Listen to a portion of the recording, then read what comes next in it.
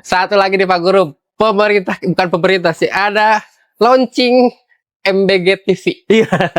Ini jadi saya baca berita ya. Peluncuran MBG TV menandai langkah baru dalam penguatan edukasi gizi nasional. Kanal ini diinisiasi oleh Forum Jupnas Gizi Indonesia sebagai media sosialisasi program MBG. Jadi ini udah ada di siarannya, telah bekerja sama dengan 15 televisi terestrial. Terestrial itu apa ya? Pokoknya menjangkau 13 provinsi dan 98 kabupaten kota. Serta bisa ditonton di live streaming. Iya. MBG TV. Isinya apa tuh? Apakah isinya selain sosialisasi adalah keracunan di siaran di sini? Saya tidak tahu isinya apa ya. Kalau di situ belum ada nonton. live keracunan MBG gitu. Soalnya ini beritanya baru 2 hari yang lalu. Live korupsi MBG gitu. Live ini makanan MBG yang sepet banget gitu. Nah, jadi gini nih, saya tuh sudah bilang, cuman gara-gara saya tuh bukan siapa-siapa gitu, jadi tidak didengar juga mungkin gitu ya.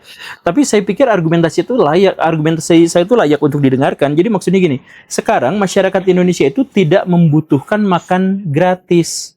Masyarakat Indonesia itu butuh edukasi soal makanan.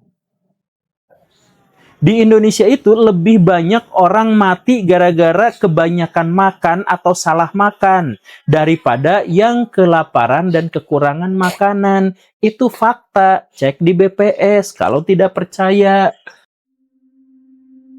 Pria penderita obesitas dengan bobot tubuh 300 kg asal Tangerang, MF, meninggal dunia di Rumah Sakit Cipto Mangunkusumo atau RSCM Jakarta Pusat pada Kamis 22 Juni 2023. Pemirsa, usai dirawat selama 8 hari di Rumah Sakit Cipto Mangunkusumo, Jakarta, pasien obesitas asal Tangerang, Cipto Raharjo, meninggal dunia.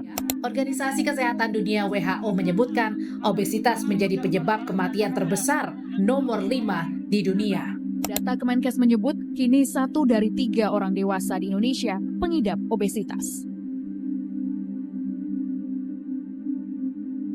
Nggak cuma orang dewasa, data Kemenkes juga menyebut 1 dari 5 anak di Indonesia juga mengalami obesitas.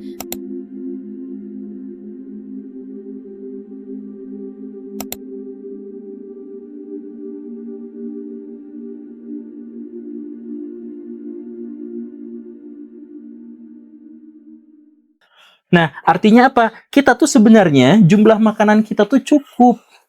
Tapi, pertama, pas kita makan kita tidak pernah ngecek kadar gizi, kadar kalori, garam, uyah, pecin, apa segala rupa, kita tuh gak pernah cek itu. Nah, masyarakat harus diedukasi dalam hal itu.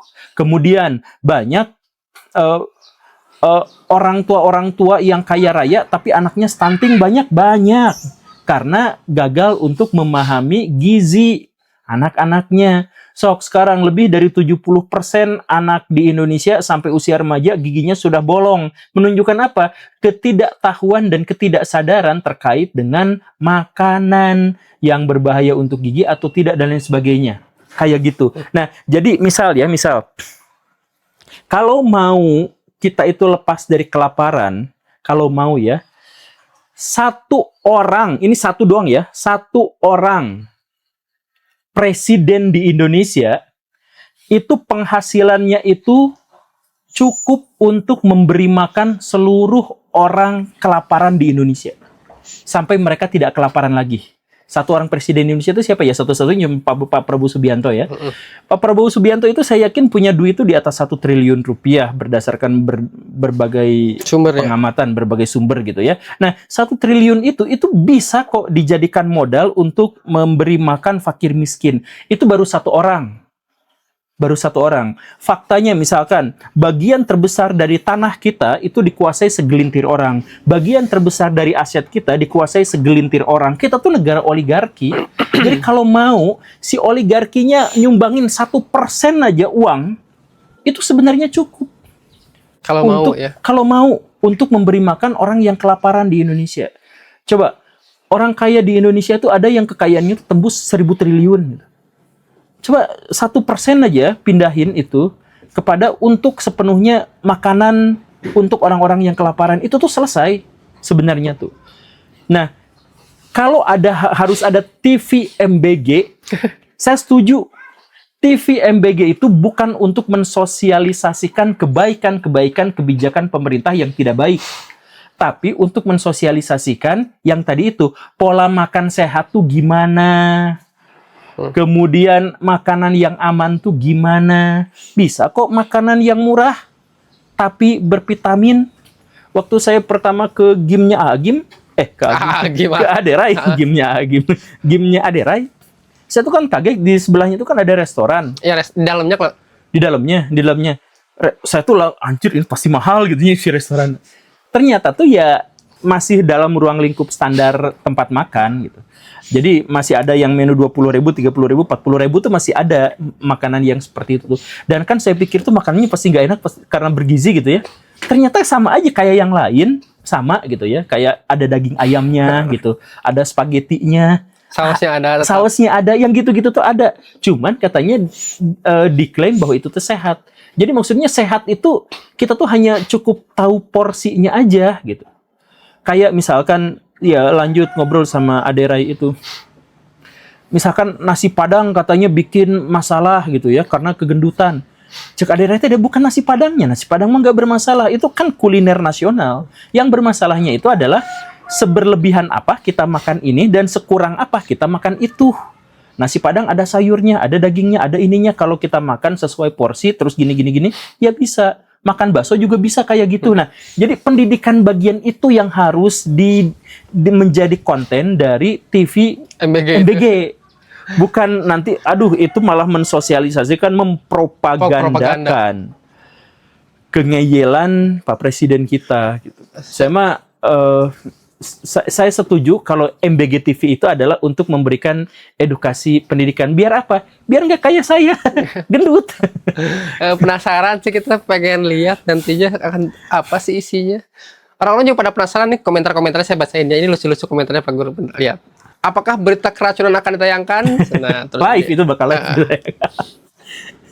Jangan lupa makanan yang dibuang siswa dan siswa keracunan juga diliput. Banyak yang komentar itu soal keracunan tuh.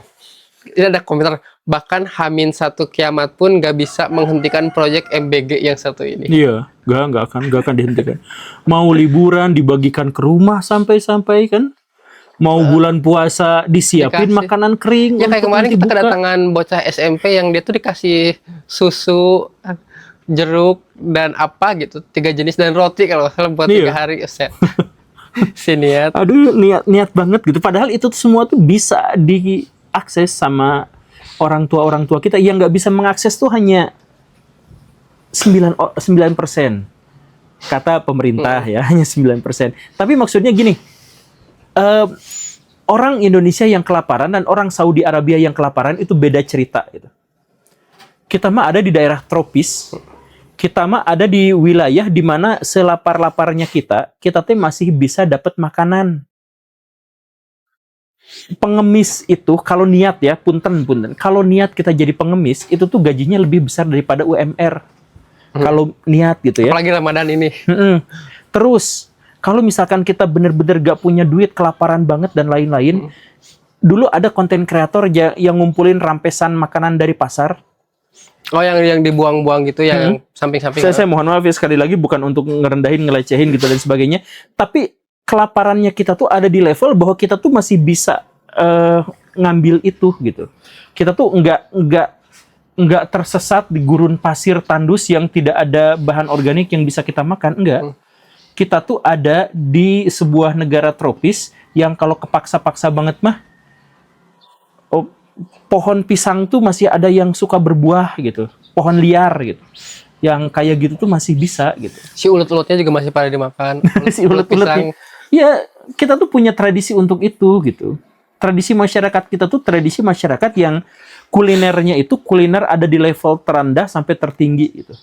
Kan banyak kuliner-kuliner kita yang menunjukkan dia tuh dibuat sama orang yang kelaparan gitu. Sagu gitu nggak? Kayak papeda gitu? Tutut. Oh, tutut. Siapa yang mau makan tutut gitu? Ya, tapi ada yang akhirnya bisa memasak itu. Karena apa? Karena dulu kita kepepet, tapi kita bisa makan itu. Nah, maksud saya adalah di zaman sekarang juga tutut tuh masih ada gitu. Pasti aku suka tutut. Katanya sehat itu tutut. Ya. Karena kuning-kuningnya itu. Ya, begitulah. Oke lah Pak Guru, terima kasih untuk hari ini. Dan buat teman-teman yang beberapa kali ngeliat konten Ngaronda, kalau misalkan pengen ikutan seminggu sekali, nanti daftar ya, nomornya Mimin cantumkan di deskripsi. Terima kasih Pak Guru. Assalamualaikum warahmatullahi wabarakatuh. Waalaikumsalam warahmatullahi wabarakatuh.